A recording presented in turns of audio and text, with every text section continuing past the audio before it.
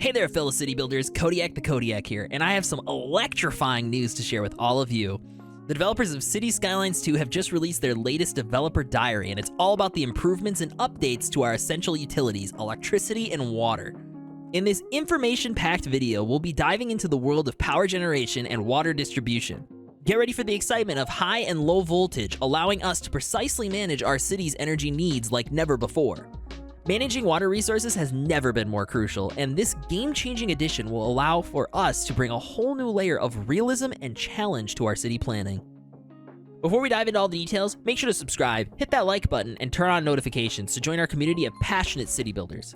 And of course, don't forget to leave your comments down below, sharing your thoughts and ideas on the electrifying improvements in City Skylines 2. Alright, my fellow urban visionaries, it's time to light up our cities and ensure water flows smoothly through every district. Get ready to embrace high and low voltage and the new groundwater mechanics in City Skylines 2. Okay, before we get started, I started a build series on YouTube, so if you guys want to check that out, it is in the annotation link up above, and I'll link it down below as well. Alright, let's get started. To understand the basic needs of your citizens, you need only look in the mirror. Like you and me. The wide shots in this are clean. Like, just all the cinematic shots in this are very, very nice this week. And I think that's just because the video's potentially a little lighter than previous weeks, but yeah, that's okay. They're only touching on electricity and water and sewage, so that's totally fine. I'm sure the dev insight will be full of stuff that we didn't expect again, but the wide shots and the cinematic shots in this week's are absolutely fantastic. They're stunning. The last dev diary I did look is on the cinematic camera, so I'm very excited to see what they have for us. There are a few important things they need to live healthy. Oh, I just noticed something. I noticed something just now that I didn't notice before. First off, there's a for sale sign down here in the bottom left. Interesting. So I wonder, those pop up probably when like there's no resident living in the home or like no household living in the home. Interesting. Anywho, when we watch this kind of go through, watch the cinematic camera here, down over here. There are a few important things they need.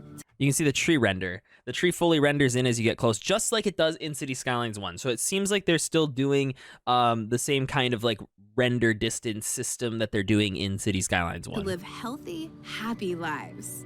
That includes electricity, water, and sanitation. I want to go back again. I'm sorry. There's going to be a lot of pausing at stuff in the background in the beginning parts here. So right here we have the cut and fill tool being used up over here with the retaining wall and over here with the actual highway viaduct on or ramp thing. I don't know what that's called. Somebody tell me in the comments, please. But you can see that all being used here. It looks really nice. I'm very excited for this stuff. Sanitation. With these systems in place, everyone in your city has a shot at living their best life. Let's take a look at electricity. Nice. When laying roads, you also install... We've looked at the electricity view before, but I wanted to stop here and take a look at the roads because they do talk about, they've said this before in previous videos, they're going to talk about it again in this video about the pipes and the electricity lines that actually run under the road, right? And if we look at all of the road types, they all have them except for the bridges. So my assumption is that the bridges don't have those connections, so we'll need to make them underneath the roads, and you'll see why I'm saying this later in the video, but it doesn't look like they do, and my assumption is that potentially highways also don't have these. They really stress a lot, especially in the written portion of the dev diary, that there is not these pipes and networks underneath the roads on some of them. And I'm trying to figure out which ones don't have it because this view right here does not show any of them without it. So like I'm trying to remember back to when they showed us highways, and my assumption is that bridges and highways maybe don't have these connections and we'll have to make those ourselves. Oh, but anyways, over here on the left as well, we also have the electricity availability, electricity trade, battery charge. I believe we've looked at this before, so I'm kind of glossing over it. It's really not too much important stuff we need to look at right at this minute. So low voltage underground cables that supply electricity to homes, offices, and shops. And as we know previously, when you place a building or a building grows on the side, they just connect to the system on the road, which is so much nicer and realistic. These cables plug into transformers. All right, this city has amazing healthcare, so clearly this city's got good healthcare. Here's a bunch of different power options. This is the transformer, and this will connect and it'll look really cool. Transformer stations. Transformer stations are also connected to the high voltage power lines streaming from your city's power plants. They act love as that. a junction where low voltage cables and high voltage lines link up. Together, they form the grid that pumps electricity. So I was gonna pause and show you guys the electricity overview one more time with the wide shot, but they'll explain this later in the video. But blues are power creators. This cyan color is more of a transfer cable. These are the transfer cables. And you'll actually be able to see which direction the power is moving, which is really cool. And the yellow are consumers. And the darker the color, the more power it's consuming. Right across your city. There's one drawback. Power lines and electric cables can only carry so much electricity. When demand increases, they can max out, creating a bottleneck. So this is our new bottleneck symbol for power. Keep the grid humming by evenly spreading electricity connections around your city. You can also... So I'm going to go back really quickly to this info view right here. So when it turns off, they can max out. So right here, you can see they are using this power line right here to connect this side of the city from this side of the city. And this power line right here, I believe, is the low voltage one, because otherwise it should be transferring the power properly. So there's going to be two different types of power lines. There's going to be the actual electric cables, which are just a normal power cable that transfers from one area to the other. It's a low voltage power cable. And then there's going to be the high voltage ones. And those are the ones that actually like are made of metal, you know, the big ones that you think of when you think of big power lines, right? The ones that look similar to the ones we had in City Skylines 1. Those are high voltage. They transfer a ton of power. As you can see, there's a ton coming in the background over here. And they're bringing them in. And you can see that it's coming into right here and getting stepped down. And it's not getting, or it might be getting stepped down over here. I just can't really see too well what's going on right there. And the low voltage cables can only carry a certain amount of capacity. So you need to make sure that those connection points from your high voltage power are spread more evenly around your city, or there is more than just one connection to a different area. So if we look, there's only two ways for the power that's up on this side of the city to get over here. So there's two options you can do. One, you can make this high voltage area come down over here and then have it step down into low voltage and then supply the rest of the city that way. Or you can create more connections of low voltage from this side of the city. So that way, like more evenly spaced, right? So if they have like a step down over here, we have it right here, and we have a step down over here. If they had another step down maybe on this side, they could have another connecting point over here, and then that would help offload some of the sections of the grid. Because if you stack them all right over here, you're going to just get a buildup, and it'll still bottleneck somewhere over here or over here. So you do still need to be, this is just a huge management side of this. Like I'm hopefully I'm explaining this so you guys can understand it, because this is a lot more complicated than the power grids, the power zones, sorry, that we had before, where we actually have a grid system now. So very interesting, very cool, very complex. I can see some people getting very frustrated by this, but if you're very into the management side of the game, this could be really fun for you. Creating a bottleneck. Keep the grid humming by evenly spreading electricity connections around your city. And as you see, they made another voltage transformer over here, so that way there's just more power being transferred over this direction too. You can also build power lines. And as we can see here, these are just the more advanced power lines. I'm going to step back for a second, and we're going to look here over at the battery charge. So if you notice, the battery charge is getting a little lower, the electricity trade, and that means that they're not buying or selling any electricity right now. By and I want to hit electricity connections. So they haven't connected it yet. They just placed it. I'm actually really curious how this functions. Let me look at this. Bottleneck. Keep the grid humming by evenly spreading electricity connections around. So they use underground power cables here. You can see them running underneath. So they use some kind of underground power grid. Maybe they placed a transformer over here, and then they placed a transformer over here, and then high voltaged it. So what you can do now is you can put those high voltage towers underground. We'll read about that in the Nev Diary, as well as all the other ones. They can all go underground now, which is very cool. And you can transfer, you can up volt and down volt at these transformer stations as well. There is a ton with these. Around your city. You can also build power lines. Oh, and we actually saw it right there. You can see the power moving this direction. Around your city. Look at that. You can also build power lines to import electricity from neighboring cities. Imported energy. Amount of electricity currently being imported or exported. When there is a deficit of local electricity production, the city needs to purchase electricity from neighboring tiles. When local production is at surplus, it is sold to neighboring cities for profit. It will save your bacon if local power plants fail to produce enough electricity when demand increases. It will, too. Expect spikes when the thermostat drops and everyone dials up their heaters. Hot weather will cause spikes too, as people flick on air conditioners, fans, and ice machines at the same time. Your Very power cool. plants might produce more electricity than your city needs. When that happens, you can export it to your neighbors.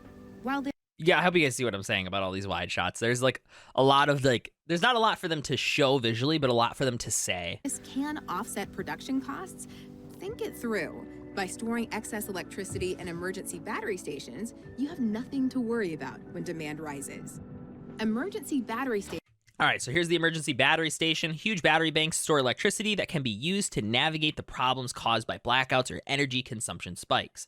Can be upgraded with increased battery capacity and a diesel generator.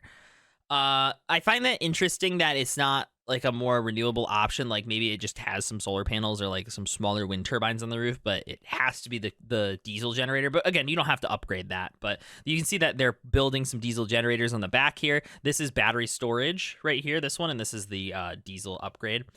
So here's the upkeep, efficiency, 16 employees, charging, flow, plus 76 megawatts or 79 megawatts. So it's being filled up at 79 megawatts. I don't know if that's per hour, per kilowatt. I don't know what statistic they're using for. It looks like it's MWH, so that megawatts per hour, right? That sounds about right. And then charge full in, and then it tells you how long it takes for it to fill up fully, which is pretty cool.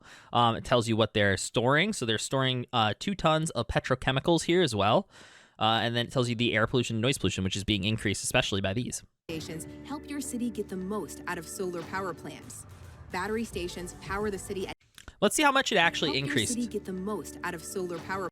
So it increased it by 250 megawatts hours. I think that's. I'm just gonna keep saying that like it's true and wait till somebody corrects me in the comments. Battery stations power the city at night when the plant isn't producing electricity. So right here you can see that it's flow. It's charging full in 10 minutes. So everything's just kind of changing when they operate during the day. Of course, solar is just one renewable energy source. You can build wind. Look at this dam. Look at this dam. It looks so good. Look at this shot in general looks great. The water looks great. The dam looks great. You can see the 2 doors here. At first I was like, is this just like a thing for boats? But then I looked at it more and I was like, no, this is the dam. This is the dam. And you can see it later too when they actually like have it on cliffs and stuff. But such a cool looking asset. Water and geothermal power plants too. Fossil fuels are another way to power your city. Or you can go nuclear. Let's talk water and sanitation. Surface water sources are the same as in city skylines. Expect flowing. Oh, God, I love this shot. I love this shot. If any of you watched my build series so far, you'll know that like I'm oogling and ogling over this little town over here. I love this. I love this so much. That, it's just like nestled away on the backside of the city. Oh, in the mountains. The way the road looks as it cuts through here, too. I love this. Rivers, glittering lakes, and vast, swirling oceans. Groundwater is different. These underground reservoirs. Okay, let's go back for a second and just go over the groundwater. So this is the water and sewage info view. I think we've looked at it before, but just as a recap, we have the water availability here, water trade, sewage treatment, and sewage export. So obviously this city needs water. They are trading, they're importing some, and they don't have enough availability. So I don't know if they need even more than that or if that's being compensated by the water trade. But it looks like some people need water. So it's clear to me that they need more water. Different. These underground reservoirs replenish. And I talked over her, but there's groundwater now. Groundwater isn't a new resource. Think of it just like oil under the ground, except it replenishes itself over time. So they can run dry if they're drained at a faster rate than they're refilled. They're also susceptible to ground pollution. They also stressed in the dev diary that they are very susceptible to ground pollution, so very easily polluted. When they're contaminated. Okay, so water pump polluted. This is the groundwater pumping station. We'll read about this in the dev diary portion, the actual written part.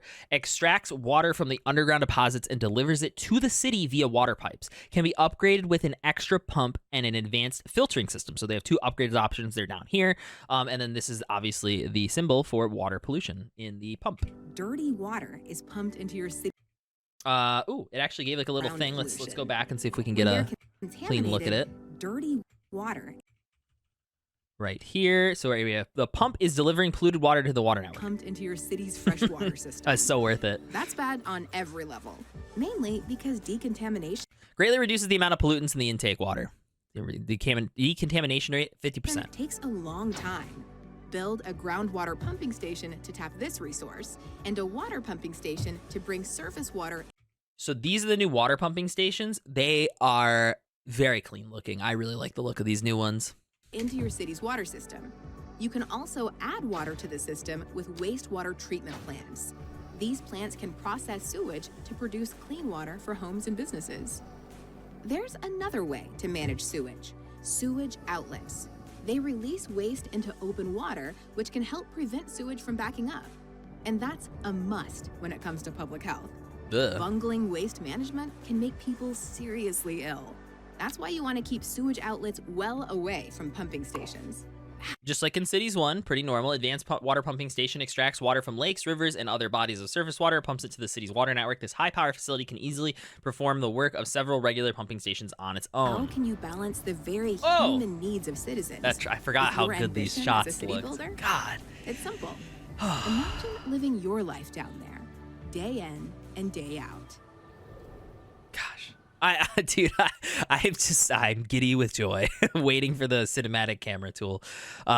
Anyways, this is great. I'm going to drop it a like right now as we move into the actual written portion of the diary. And just like last week, I actually went through and highlighted the diary using my little Chrome extension that I have. So that way we can take a look here at the parts that actually matter or were repeated previously. So this is all hopefully just new information or like really important reminders that I've highlighted throughout the diary, which it does contain a pretty decent amount of information about this stuff, especially since it touches on all of the new water options like the pumping stations and all of the power stations. It tells it all to us and lets us know some key details about them. So for citizens, a lack of electricity or water leads to reduced well-being, which, as we know, well-being is like an actual statistic, I believe.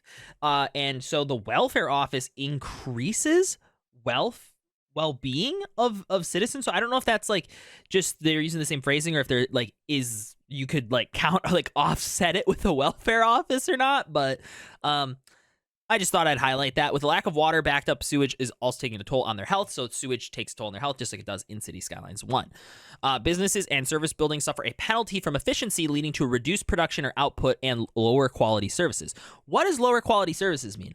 Do we have lower quality services and lower quality and higher quality products? Or is it just production speed? Because they already said that efficiency would be down. Would lower quality services also mean like less happiness being provided to the citizens when they go to said business? Or is it like an actual decrease in like product, right? Like the actual amount they can sell. I'm sure that would indirectly lead to it, but I'm curious how that mechanic actually functions in the nitty gritty side of things. But still very interesting nonetheless. These different power plants can be divided into different categories based on what types of resources they use to produce electricity: fossil fuels, renewable energy, and nuclear. Fossil fuel power plants use coal, oil, or gas to produce electricity, which can be produced locally or in specialized areas, or in oil, or imported from outside connections. So you can produce the resources for those for the power plants directly in your city, which is cool. Power plants using renewable sources get their energy from solar, wind, geothermal, and water. Pretty obvious. Now we'll go down here to transformers. In City Skylines 2, there are two types of electricity: low voltage and high voltage, which I explained earlier, but just as a reminder, high voltage cannot be used by buildings. It is produced by a producer, which would be like a nuclear power plant, for example, and then it has to go to a transformer to be turned into low voltage that can actually be used. High voltage, you can transfer a lot more through it. Low voltage, you need to have a much wider grid for the power to go. It can't all just go through one cable because you'll get a bottleneck. So important to know that distinction. Electric cables are used to transfer the low voltage electricity used by the buildings of the city and can manually be placed above ground or underground, which is very cool. I like that they added the underground option. Most of the road types include built-in low voltage cabling, which I was discussing earlier in the video, automatically connecting buildings along the road to the electric grid. Electric cables have low electricity capacity, meaning that they cannot transfer all the electricity produced by the large power plants, which is where high voltage comes into play. Power lines are used to transfer the high voltage electricity produced by the power plant, and they have higher electricity capacity, which enables them to transfer larger amounts of electricity. Power lines can be manually placed above ground or below ground, which is very cool. I like that that's also a below ground option.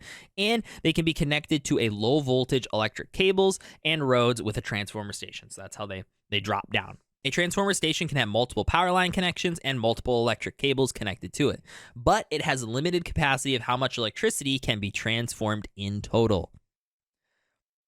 Transforms high voltage to low voltage or vice versa with a transformer station. So you will need multiple of them because you won't be able to send it all through one transformer. So just another thing to note, you can't try to finagle around it. You're going to have to build multiple.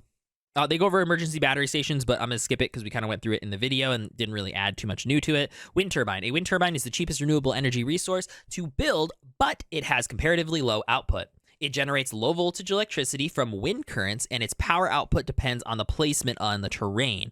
So you do need to have the wind, just like in Cities 1, just like in real life. You got to make sure that it's a windy spot for it to actually generate wind. A wind turbine can be placed roadside, on the ground, or on water. If placed elsewhere but roadside, it needs to be connected with an electric cable to the electricity grid. It is a good choice for small cities and windy locations. So we can place them on the water now, so we don't need the advanced wind turbine to place a turbine on the water if the water has lots of wind flying through it. But we will have to build a power line to a road in order to get the wind turbine access to the grid.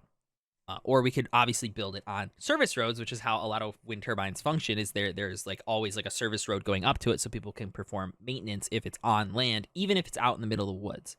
Okay, next up is a small coal power plant, a basic power plant that is cheap to build and affordable to maintain and available in the early game. But also one that generates a lot of pollution. So coal produces a lot of pollutants, which is pretty true. Here in the state of Michigan, I'm pretty sure almost all but 3 or 4 of our coal power plants are getting decommissioned in the next 10 years, just fully phased out or converted over to a different kind of energy. One of them I think is converting over to wood waste burning to produce power. But there's our largest single producer, I think, in the state is a coal producing plant that's being phased out currently. So because of how much pollution it produces. So that's pretty accurate to real life. That's pretty interesting as well, that it's going to be kind of your first option. But here's another kicker. Unlike many of the other power plants, the small coal power plant cannot be upgraded. So there's no upgrade path for this building. You basically build it, let its power go through, and then eventually you'll probably just delete it and build something else where it was. And it says the small coal power plant is a cheap option for a small town looking to produce its electricity locally. Gas power plant. The gas power plant is larger and more efficient than coal power plants, and it is fueled by natural gas. I believe most of the power plants that are in my state, the majority of the power, I think, is being transitioned over to natural gas from coal. So this obviously makes sense as the next step up in this game. Gas can be produced in the city using a specialized industry to extract oil and then refine it into petrochemicals used by the power plant. It is slightly less cost-efficient way to produce electricity, but it produces less pollution than coal power plants. Then we have the coal power plant. The coal power plant. The coal power plant has the same features as a small coal power plant, but everything is bigger, of course, and it has upgrade options. We've seen this highlighted throughout many of the dev diaries as well. So that's all we need to look at with that one. Geothermal power plant. As a renewable energy resource, the geothermal power plant converts heat from deep underground, turning it into electricity. The power plant doesn't need fuel to operate, but it requires groundwater deposits to function, and it doesn't create as much pollution as coal power plants. The downside is that the power plants are somewhat expensive to build and maintain, and it also pollutes the groundwater deposits, making it unusable for drinking water. So you have to place it over a groundwater deposit, and it has to be one that you're not using for drinking because it's going to pollute it. Then there's the solar power plant. It does not produce electricity at night. I highlighted this because I have a wonderful YouTube short where I forget that. So I'm going to put that in the annotations. They're down below. Please watch that so you guys know I'm an idiot. But it has a small integrated battery that can release some of the charged electricity at nighttime. I believe the solar power plant in City Skylines 1 also did that. I just left it on nighttime too long. So this power plant only produces noise pollution, making it a green option. However, it is expensive to build and maintain as the power output is dependent on the weather and the production of electricity isn't stable. So I'm assuming that you actually produce less power when it's cloudy. I hope that you still produce some power when it's like raining and stuff and that like all of it doesn't cut out, but we'll see. I don't really understand too much how solar power plants function when it's cloudy out, so maybe somebody knows down below. But the solar power plant is a great green option for electricity production, but consider combining it with an emergency battery station. They really want you to combine it with an emergency battery station, even though it has a built-in battery. Nuclear power plant. They use nuclear fission in the nuclear power plants, which makes sense. In real life, we've barely even understand or not barely even understand, but we barely have grasped the concept of creating power from fusion power rather than fission power. So it makes sense that it is nuclear fission. It doesn't use any types of fuel to operate. The only pollution it produces is high noise pollution, which makes it sound almost too good to be true. But of course, there are some downsides. It's very expensive to build, has a high upkeep cost, and consumes a large amount of water for cooling. So make sure your water supply and your economy are in good shape before adding the nuclear power plant to your city. And I believe this is the last step in the power skill tree, tech tree, whatever we're going to call those, progression tree. So it is definitely going to be like a later option for you. The hydroelectric power plant offers renewable resources. So here is the dams right here. Offers renewable resources of energy that only produces noise pollution. And also ecological disasters behind it, but I digress. Its output depends on the speed of the water flowing through the turbines, and how stable electricity generation depends entirely on the water simulation. Which left me with a question. How is water simulation in this game? We haven't seen them do too much in terms of manipulating the water yet, and I was really hoping for a little bit better of a water physics in this game. So I really hope that the water physics in this game look and feel a lot better. From everything I've seen so far, it looks the same, which is a little disappointing because it would be nice to have like an easier system to work with water and create lakes and stuff like that. But again, we'll see more. They haven't teased too much of it. This is just all speculation at this point, but something I've been thinking about. Flowing water such as rapid rivers with steep elevation differences are great spots to build dams. The size of the dam determines both its cost and electricity production. Fuel logistics. Local fuel extraction will generate less truck traffic between cities and outside connections. However, producing different types of fuels locally is quite pollutive and takes up a lot of space. So the plus side to producing it yourself is that you don't have to have imports and you don't have to have a bunch of truck traffic coming on the highways. They really stressed a lot about truck traffic in producing power. So I wonder how frequently they need truckloads of stuff. So something to keep in mind as well. If the fuel is imported from outside connections, there won't be pollution from specialized industry areas in the city, but there will be more traffic between the power plants and the outside connections. In the long run, it is more expensive to buy fuel instead of producing it yourself. On the flip side, you pollute and destroy part of your city in the chase for those resources. So something to keep in mind. Fuel shortages can occur if the trucks cannot make it in time to the power plant before they run out of fuel, and of course fuel costs added to the power plant's upkeep costs. So if you have really bad traffic jams, your power plants could like not get supplied with resources because it's a lot more demanding in this game for their resources, and they explain it to you a little bit better too than they did in Cities 1, because you can run out of resources at your power plants in Cities 1 as well.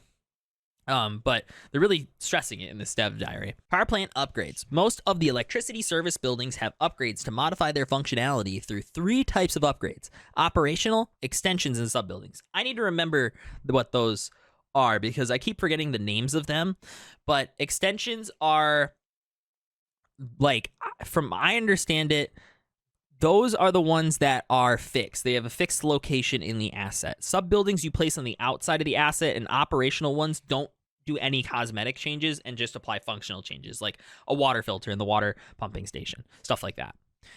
The building's capacity, output, and the amount of pollution are what are affected by it. The gas power plant has 4 different upgrades: storage extension, advanced furnace, exhaust filter, and additional turbine. The storage extension allows plants to store more fuel, resulting in it needing fewer deliveries. And as it is a sub-building, you can build multiple extensions if needed. So the sub-buildings are the ones that like have the where you can place as many as you want on the outside as long as it fits.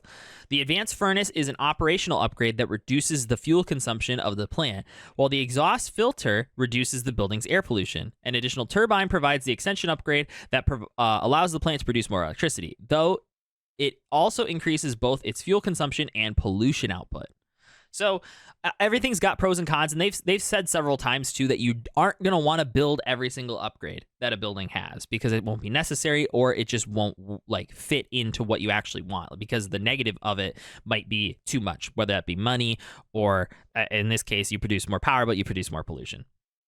The city's electricity uses can also be increased by lowering the electricity fee, because as we remember, we can increase the cost and fees, I guess, of the electricity for the citizens. So we can decrease the fees and increase consumption to help balance our load, basically, which I don't know why you would do that versus exporting it, but, you know, maybe we'll see later why that would be important in this game.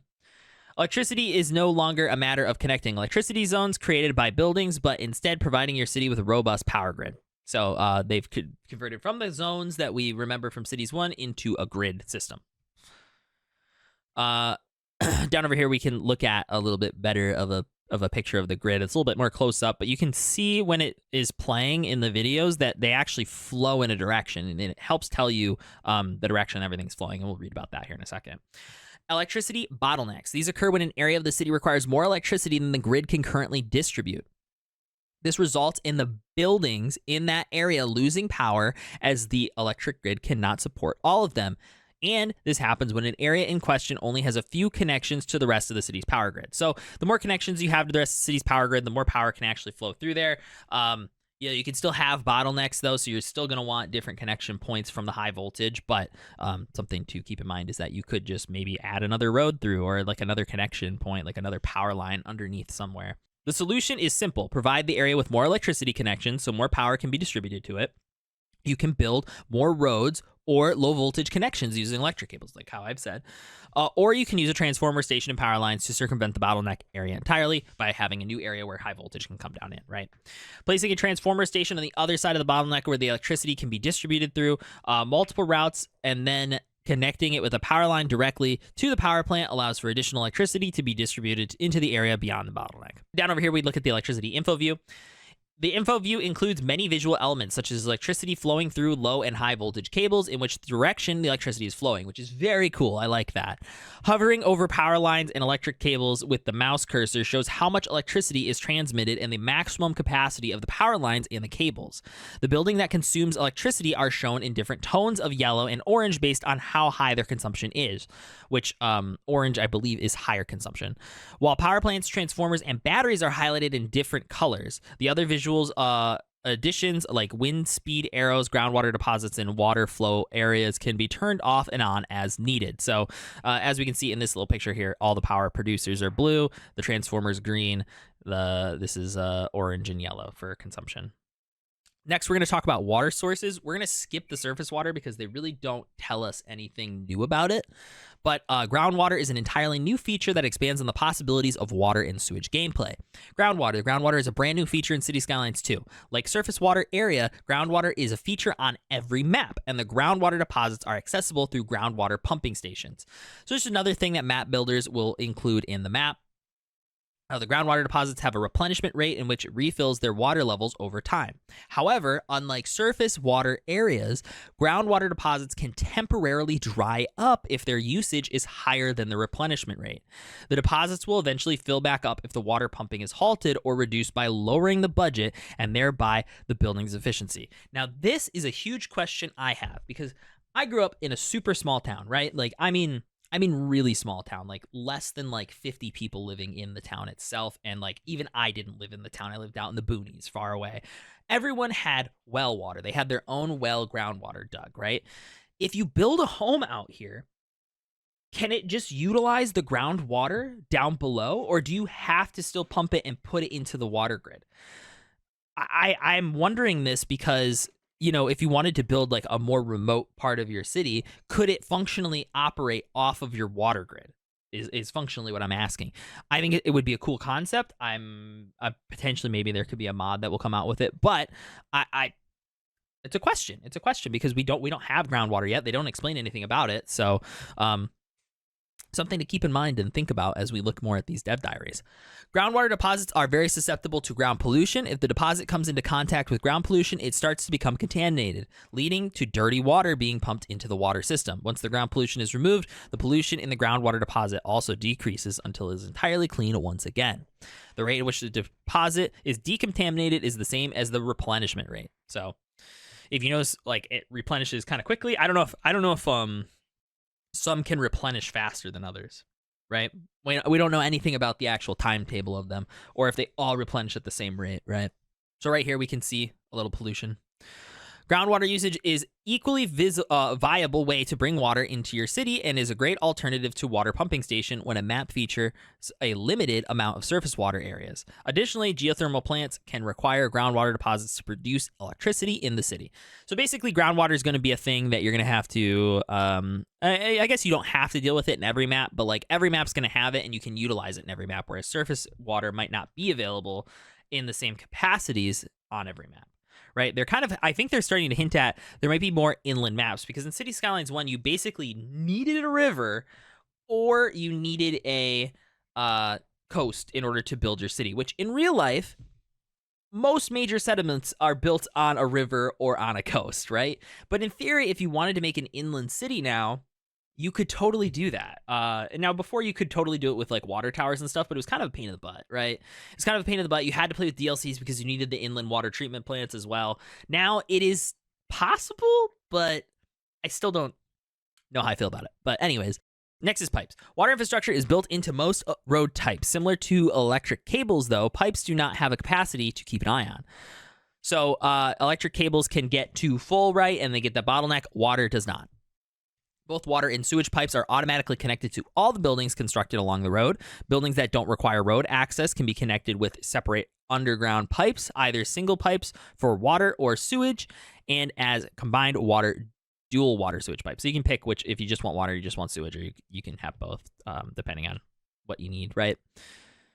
The next is the water pumping station. I just wanted to highlight that it looks very nice. I like the new water pumping station. It does feel a little bit more realistic. I've seen pumping stations that look similar to this compared to the other one, which was just two pipes that stuck in the water, right? Water towers. So this is an interesting one. The water tower is able to provide a limited amount of water while being placed anywhere on the map and isn't affected by any type of pollution. Now, I definitely thought that I was going to have to place these in conjunction. Like they were going to function as like a water tower pumping station, right? That's how I thought water towers were going to function, but apparently not. You can just place them anywhere. They don't need the groundwater at all, and they'll just provide you with water no matter where you place them. Groundwater pumping station. Maps have an underground water reservoirs, and the groundwater pumping station is able to access these. It needs to be placed on top of the groundwater deposit to pump water up from the underground, supplying your city with water. So you can pump obviously up from that, and then there's the advanced water pumping station. This, I don't believe this is for groundwater. I believe this is just for outflow water, or surface water. Advanced water pumping station is a unique building with a high output of water. Similar to the regular water pumping station, it is placed on a shoreline. However, its water pumping rate is tenfold compared to the other pumping stations, making it a much more efficient, making it a much more cost-effective option for a large city.